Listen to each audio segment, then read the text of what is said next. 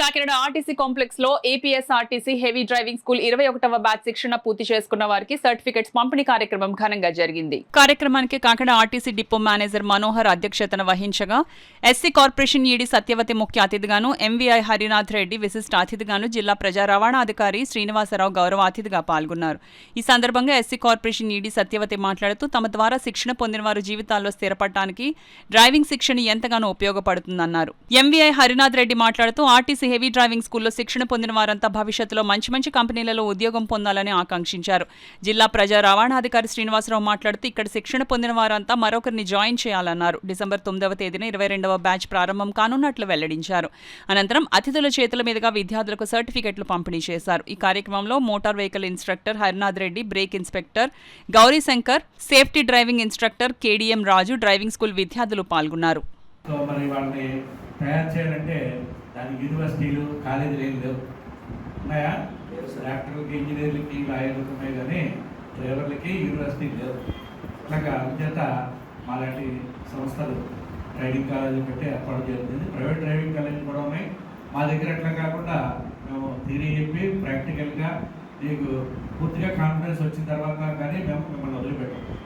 So మీరు అందరూ కూడా మా ట్రైనింగ్ ద్వారా తృప్తి పొందారనుకుంటున్నాను. మీరు గుర్తుపెట్టుకోండి, ఏరోప్లేన్కి పైలట్ ఎలా ఇంపార్టెంటో బస్సుకి కూడా డ్రైవర్ అనేవాడు పైలట్ కాదు.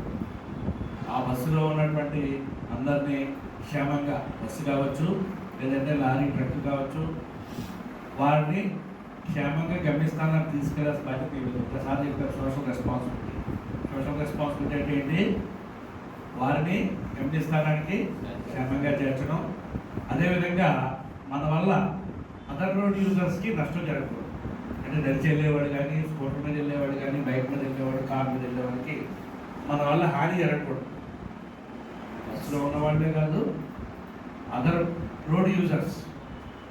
సో వీటిని మనం పాటించాలా. అది మీరు చేస్తే మీ యొక్క దాన్ని మీరు సాధించినట్టు. అదేవిధంగా మనకి స్టార్టింగ్లోనే డ్రైవర్కి ఉండాల్సిన మంచి లక్షణాల గురించి చర్చించుకున్నాం. అన్నిటికంటే డ్రైవర్కి ఓపిక ఎక్కువ ఉండాలి, పేషెన్స్. స్టీరింగ్ మీద ఉన్న వ్యక్తికి ఎటువంటి కోపం, ప్రశాంతంగా ఉండి దృష్టి డ్రైవింగ్ మీద ఉంటే మనం గమ్యస్థానానికి క్షేమంగా చేయాలి. ఇంకొక విషయం ఏంటంటే, సార్ చెప్పారు ఇంతకుముందు, టెక్నాలజీ మారిపోయింది. ఇప్పుడు వచ్చేవాళ్ళు BS6. ఫర్ ఎగ్జాంపుల్ కొంతమంది ఏదో ఆటో నడుపుకొని వెళ్తారని అంటున్నారు. ఆ గ్రామంలో ఎవరికైనా ఏదైనా పాము కనిస్తే ఇమ్మీడియట్గా 108 రాదు, ఈ ఆటోలోనే తీసుకెళ్తారు. అంత కీ రోల్ మనం నిర్వర్తిస్తూ ఉంటాం డ్రైవర్గా. అయితే ఈ ట్రైనింగ్ ఇచ్చారు, 30 రోజులే ఇచ్చారని చెప్పారు. 30 రోజుల ట్రైనింగ్తో డ్రైవర్ పని వదిలిపోదు. నిరంతరం మీరు బండి తీసి మళ్ళీ మీరు బండి డిపోలో పెట్టే వరకు మీ బాధ్యత తీరిపోదు, మీ ట్రైనింగ్ ఆగిపోదు. ప్రతి క్షణం, ప్రతి మూమెంట్ మనం నేర్చుకుంటూనే ఉండాలి. లేకపోతే డ్రైవర్ ఉద్యోగం అంత కేక్ వాక్ ఏం కాదు, అంత ఈజీ ఏం కాదు.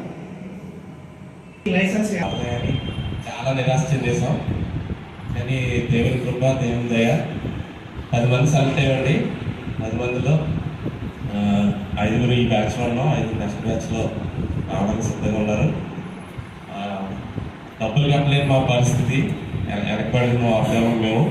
నేను అలాంటి మాకు ఇలాంటి డబ్బులు కట్టి ట్రైనింగ్ అయ్యి వాళ్ళతో సహాయం మాకు కలగజేసి మాకు ఈ ట్రైనింగ్ రావడానికి సహకరించిన మేడం గారికి ఎలా చెప్పాలో తెలియట్లేదు మేడం. 2020లో స్టార్ట్ అయ్యింది ఈ క్లాస్. మా అమ్మగారి డిగ్రీలో చేస్తారు మేడం. 2025 ఇంగ్లీష్ నుంచి